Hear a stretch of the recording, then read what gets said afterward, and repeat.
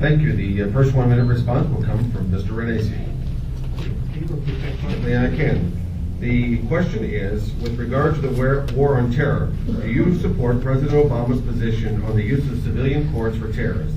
If so, why or why not? Again, you all know that I'm a strong defender in the military. The question, though, is do I defend where these enemies should be tried? And the answer is they should be tried in military courts. Clearly, we should not be bringing them into the United States.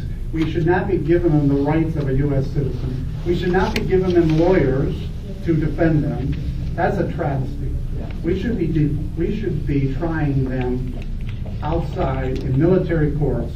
I'm a firm believer in keeping Gitmo open because that's paid for 100%. It's off, but it's not U.S. territory or soil, and we need to be able to try them there. We don't need to spend any money by bringing them here, and we don't need to spend the cost of security, defense lawyers, all of that. We need to try them in military tribunals. Mr. Smith, your response? This is a complicated question because there's a lot involved. For instance, Muslim courts do not know the difference between what is in the Quran and what's in the local law enforcement. And this is a nature of the Muslim condition. So when we try to bring them into American courts, they do not understand what's going on. Now, on the other hand, some of those at Guantanamo have gone back to Saudi Arabia. Saudi Arabia has taken them in and schooled them in the Muslim way that shows that they are in the wrong. As a result, about 90% of those who've gone through the Saudi Arabia process are still available, are still good, not bothering us anymore. On the other hand, some of those who have been sent back to Yemen and Afghanistan have done so. It's a complicated question, and we can't just say, well, we can't use the American courts when they don't recognize it. Thank you. The final response will come from Mr. Schiffer. Thank you. Over the years, the past 5 years to be specific, I've had the pleasure of working with different defense and foreign policy think tanks down in Washington, D.C., and I've also taken part in putting together and being a leader in these symposiums that have been put together around the country exposing the dangers of radical Islam and terrorism. I believe that unfortunately under President Obama, the war on terror has been suspended, has been put on hold, and I believe that he is gutting our defenses and our military, and we are left wide open to attack. Of course, I'm against the fact that Obama wants to use civilian courts to try these terrorists. These are bloodthirsty barbarians who want nothing more than to destroy our way of life over here. Give you an example. Friends of mine, I have a lieutenant colonel friend, some others, a retired general who used to work at Gitmo, and they said that a large percentage of the Gitmo detainees that have been released under Obama have been found months later back on the battlefields in Afghanistan, killing our troops. This is the kind of policy that we cannot afford to continue as a nation. Thank you very much. Now we have one final question before we allow our candidates 90 seconds to respond, or to make their closing statements. I'm going to change the rules a little bit. We're going to keep the order, but I'm going to have every candidate and to give a 1 minute response. And when you hear the question, you'll understand. It's more of a lighthearted question, but I think it's an interesting question. The question is, who is your favorite founding father and why? And while the gentlemen are collecting their thoughts, trying to decipher, it's a big group to pick from, I'll tell you a story. When Ronald Reagan was once asked that question of who his favorite founding father was, he replied, well, I'd like to say myself, but I think it'd have been arrogant, so I'll think of somebody else.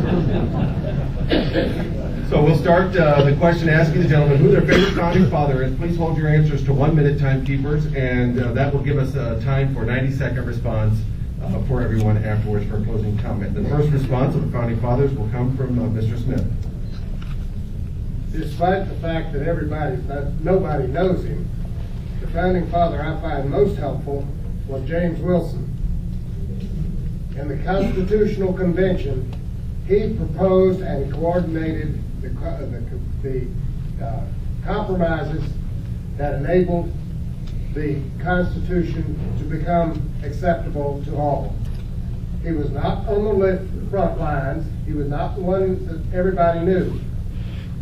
But his comments in the Constitutional Convention exceeded those of every other member of the convention. His word is not known, but it was very, very important. Thank you very much. The next response will come from Matt Miller. Who is your favorite founding father? Without question, it's Abraham Lincoln. And quite honestly, the reason why is during his time as president, he moved the heart of a nation. He moved the heart of the nation. Now, I realize Abraham Lincoln is not necessarily a founding father, but I still consider him one because he gave a new birth to America back in the 1860s, didn't he? America's laws and America's legislators had legalized something that men knew in their heart was not right in the eyes of their Creator. And look at the suffering this man endured, the defeat that he endured year after year after year. But he continued because he knew it was unacceptable for America, the land of the free and home of the brave, the people entitled to life, liberty, and the pursuit of happiness, to be abusing their fellow man in the form of slavery. You heard me say tonight, abortion's a major issue we've got to deal with here in the United States of America. And it's going to take the movement of the heart of America to rid ourselves of what man's laws are saying is acceptable when we clearly know it is unacceptable. Thank you. Paul Schiffer, who is your favorite founding father? That's a difficult question. I like them all. And I believe before I stipulate who my favorite founding father was or is, I think that we need far more congressmen and U.S. senators in Washington, D.C. Who exude and share the same values of our founding fathers. Even just 1% of their courage and wisdom and strength. That's what we need. We need more George Washingtons, John Adams, Thomas Jeffersons, and the like, and Patrick Henry. I would say Patrick Henry is my favorite as far as the founding fathers. A close second would be President George Washington. But I like the fact that Patrick Henry, by the way, he was a favorite of John Adams and George Washington always. He was the guy that would warm up the crowd, he had a lot of wisdom about what the British were doing, and it was Patrick Henry's leadership when he gave his famous "Give me liberty or give me death" speech that roused up and mobilized a lot of people that were sitting on the fence at the time as to whether or not we should be going against the British. So it would be Patrick Henry. Thank you very much for that response. Again, you're listening to the 2010-16 Congressional District Republican Party Primary Candidate Forum, sponsored by the Ohio Christian Alliance on News Talk 1480 WHBC. We spent the last hour asking 11 interesting questions and getting the response. I personally want to thank each and every one of the participants for their participation and the Ohio Christian Alliance for answering it. Thank you very much. I want to know, before I do for the final closing statements, who I have neglected to ask Chairman Renacci who his favorite founding father is. He thought he was going to get off easy. Please give us your favorite founding father and why. Actually, I was concerned I wasn't going to get the answer. It's interesting. I've read many books, but Thomas Jefferson was a very interesting founding father. It's interesting because not only was he an architect of our Constitution, but if you think about it, he made comments about where we were going today. Some of the quotations and some of the things he had said we need to fear are occurring today. They're occurring hundreds of years later. He was a very smart man. He's somebody I admire and definitely would be my favorite founding father. Thank you very much. Now we're going to have an opportunity for each candidate to offer a 90-second closing statement. We'll go in the reverse order of the original question, which leads us to Matt Miller. All right, well, first of all, thank you all for being here, and thank the Ohio Christian Alliance for sponsoring tonight's debate.